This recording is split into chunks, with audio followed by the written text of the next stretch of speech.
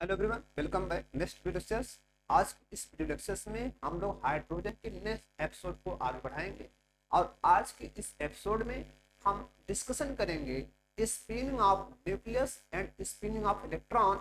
और उस बेसिस पर हम हाइड्रोजन के एलोट्रॉप की बात करेंगे जिसका नाम होगा आर्थो एंड पैरा हाइड्रोजन। उस पर डिस्कशन करेंगे। तो जनरली आप सभी को पता है कि अगर एक हाइड्रोजन एटम होता है तो उसकी न्यूक्लियस में प्रोटॉन्स होता है और उसकी अराउंड में क्या होता है, इलेक्ट्रॉन्स होता है।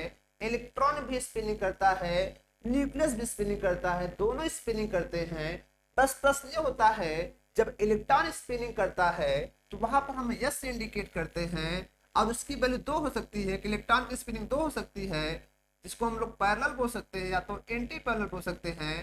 पैरेलल के लिए यस की वैल्यू हम लोगों ने पढ़ा होगा प्लस हाफ इंडिकेट की जाती है और एंटी पैरेलल के लिए क्या होती है बताओ, माइनस हाफ होती है।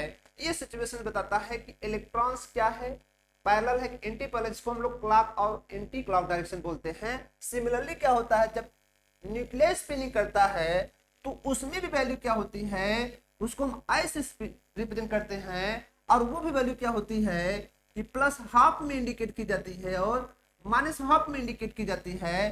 वो बताते हैं कि जो आपकी स्पिनिंग कर रहा है न्यूक्लियस वो क्या है, पैरेलल है। और ये बताता है कि वो एंटी पैरेलल है जिसको हम लोग क्लॉक और anti clock that is same direction in the opposite direction कहते हैं।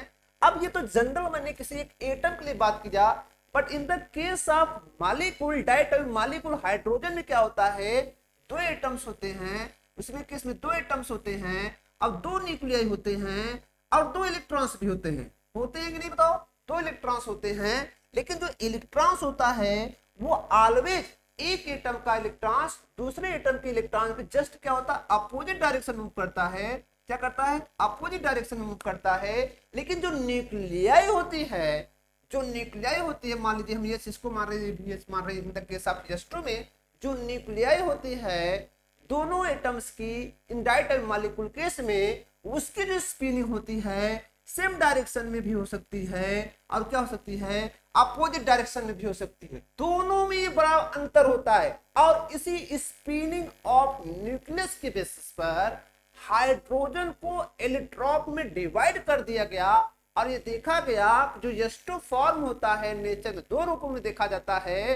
प्रोटॉन की spinning that is nucleus spinning same भी होती है और अपोजिट भी होती है, जिसके दो नाम बन के सामने आते हैं, ortho hydrogen and para hydrogen. आज की क्लास हम आर्थो और पैरा पर ही डिस्कशन करने चल रहे हैं। तो हम शुरू करते हैं आर्थो पैरा हाइड्रोजन पर। तो देखिए आपकी स्क्रीन पर दिख भी रहा है ये आर्थो हाइड्रोजन केस है। आर्थो हाइड्रोजन केस में इलेक्ट्रॉन तो ऑलवेज अपोजिट होता है। आर्थो हाइड्रोजन केस में ये जो न्यूक्लियाई है दोनों का डायरेक्शन क्या है, सेम है, जिसको हम कह सकते हैं दोनों जो न्यूक्लियाई हैं दोनों एटम्स के उनकी स्पिनिंग क्या है, सेम है, दैट इज पैरेलल है। और जब पैरेलल दोनों होगी तो आप खुद समझ सकते हैं ऐसे सिचुएशन में जो स्पिन वैल्यू होगी टोटल वो क्या होगी, एक के लिए भी प्लस हाफ होगी क्योंकि क्लॉक है, अगले भी क्या है क्लॉक है, तो क्या हो जाएगा प्लस हाफ टोटल कितना हो जाएगा, 1 हो जाएगा। इसको हम आर्थो कहते हैं। But in the case of para जो होता है, जो स्पिनिंग ऑफ न्यूक्लियाई होती है वो अपोजिट होती है। आप खुद देख पा रहे हैं अपोजिट दिख रही है। और ऐसे केस में ये क्या है बताओ, एक का क्या है बताओ पैरेलल, दूसरा क्या है एंटी पैरेलल। एक का हाफ है प्लस हाफ, एक का क्या है माइनस हाफ, जिसके कारण टोटल स्पिन वैल्यू कितनी आ गई, 0 हो गई। आई की वैल्यू कितनी हो गई, 0 हो गई। ये इस स्पिनिंग के बेसिस पर ये हमें एलोट्रॉप मिल रहा है आर्थो हाइड्रोजन और पैरा हाइड्रोजन, किसका, हाइड्रोजन का।